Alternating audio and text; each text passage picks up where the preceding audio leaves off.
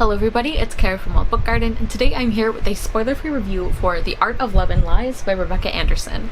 I did receive this book in exchange for an honest review, and it has already come out. I usually have these reviews posted before the release date, but this one I haven't, so I'm reviewing it now.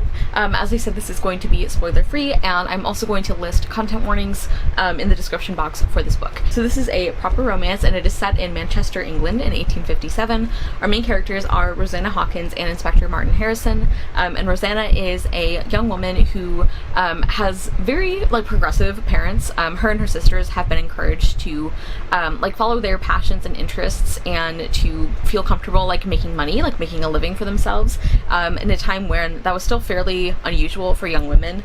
And so Rosanna, the way that she does it is that she is a painter, and specifically she paints reproductions of famous artworks and great masters and that kind of thing, because at this time there was this huge increase in the demand for these kinds of paintings, especially because the nouveau riche were trying to sort of get society's acceptance by showing things that were similar to these great cultural pieces and everything. So Rosanna's not forging them. This was actually something that was not unusual for artists to do, was to make reproductions of these famous works and sell them to people as reproductions who wanted to have just a little bit of art or culture or history hanging on their wall. And then our other character, Martin, he is an inspector, and he's kind of in charge of the museum security, because in this museum they are currently showing a recently discovered Michelangelo piece. It's a drawing or a study, so it's not a complete painting, but it's known as the Manchester Madonna.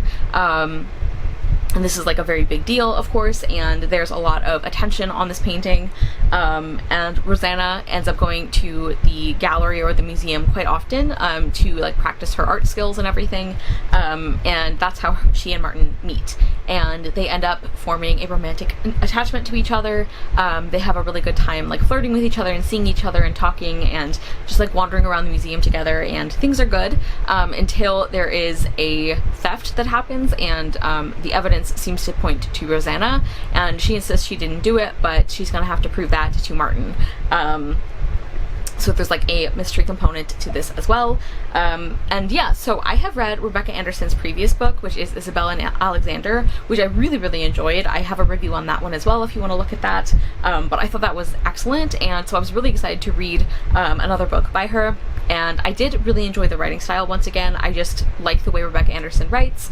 I think she does a good job of kind of capturing the feeling or the tone of a historical proper romance without getting bogged down in the nitty-gritty. So if you were hesitant about historical books, I think this would be an approachable one, but I also don't think that the writing is so modern that it becomes distracting, and I also really liked the way that art was discussed and used in this book. I thought that was very interesting, and for one thing, I like reading about how good at what she does Rosanna is. I always love a competent female main character, especially, and so that was really cool. And I also thought there was some interesting discussion of what is the purpose of art, and you call something art if it's not invented by you, if it's a reproduction. I thought that was interesting, and I actually felt that Martin was a little harder on Rosanna than he should have been when he finds some things out, and I know that that is connected to his history that we find out more about, but I don't know, maybe as somebody I don't paint, but I knit,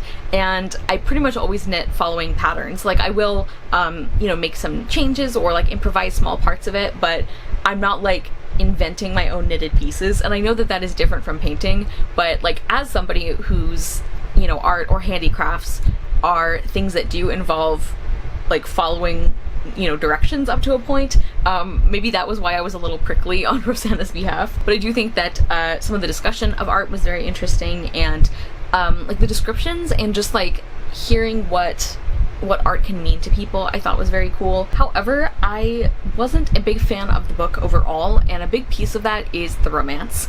I really did not care about the romance, and obviously that is the central kind of focus of the book, and it was a real letdown because, as I said, I really loved Isabella and Alexander. I thought the slow burn romance there was fantastic, and this one was really not slow burn at all. I would almost borderline call it insta love, and not only is there like attraction and romantic interest in each other very, very quick, but it also is very intense very quickly in a way that like felt just a little silly. I don't know, like there were so many times where like, because we're following both of their perspectives, and there were so many times when like they would be interacting with the other person, and like they've known each other for like a few days at this point, and like just the level of like intensity and devotion was like a little weird. I was like, calm down, sir. Like it was just kind of over the top, and it just like the writing for those parts was good, but that doesn't make it convincing as a relationship, you know? Like the sentences about how much they cared about the other person, how beautiful they were, how they couldn't imagine their life without them already. Like it sounded nice, but it was empty, you know, because I don't feel like there was the characterization or the relationship development to back it up. Which is again disappointing because I really enjoyed the other one, which is funny because I think I remember some reviewers saying that there wasn't enough romance in the other one, that it was like too slow burn. Well, I'm a fan of slow burn romance, so this one just didn't work for me. And then also plot wise, I found this kind of like frustrating in terms of where the story went, and also like the amount of page time that was devoted to certain parts of it. Like I think that we should have had, okay, for my preferences, I think that we should have had the like theft and mystery thing happen much earlier, so then we could spend more time, you know, because then Rosanna and Martin would have this falling out, and we could spend a lot more time developing their relationship after that point. And also I think it would have been more fun to like follow this as more of a regular kind of mystery that they're working on together, as opposed to what it turned into. I do think there was some good like kind of thematic things going on about like you know, women and like listening to women, and you know, this time period and how times are changing, but not that much. Like I thought that was interesting as well. And then also because I found the romance so underwhelming, I also was not super attached to the main characters. Like Rosanna I liked more, but Martin, like he was fine. Like I did not dislike him, I just had basically no feelings about him, and so it wasn't super like fun or interesting to follow him for half the book. And even Rosanna, even though there were things about her storyline that I found a little more interesting, I didn't like connect to her character. And you know, just to compare this to the other book I've read by this author yet again, I really loved Isabel and I really felt for her immediately. I think the characterization was really well done, and this one just didn't like work for me in that same way. And I know that it's not always helpful to compare a book to an author's other book, because they don't necessarily have things in common, but I did want to mention it because obviously it's not that the author just chooses to write characters and relationships like a certain way and it's always how it is. Like obviously she can write them in different ways that I think are more well developed, and in my opinion this book just wasn't that. So altogether, I just felt very middle of the road about this one. It was a pretty quick read, which I appreciate, and I also like that we get little like newspaper excerpts from Rosanna's sister, and I also really like the way that her sister Lottie ended up becoming involved in the story a little bit. So I did like that aspect. There were things I enjoyed about the book, but definitely I would recommend Isabel and Alexander over this one, at least like personally, and if your reading tastes are kind of similar to mine. So I ended up feeling pretty middle of the road about this one.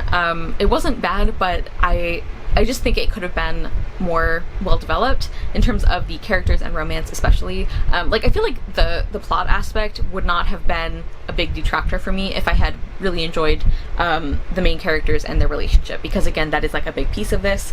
But yeah, so I gave The Art of Love and Lies 3 stars. I definitely would pick up other things by this author because I enjoyed her other books so much. So let me know if you guys are interested in this one or planning to read it, or maybe you've already read it. Thank you guys so much for watching. I will see you soon with another video, and I hope you love the next book you read. Bye!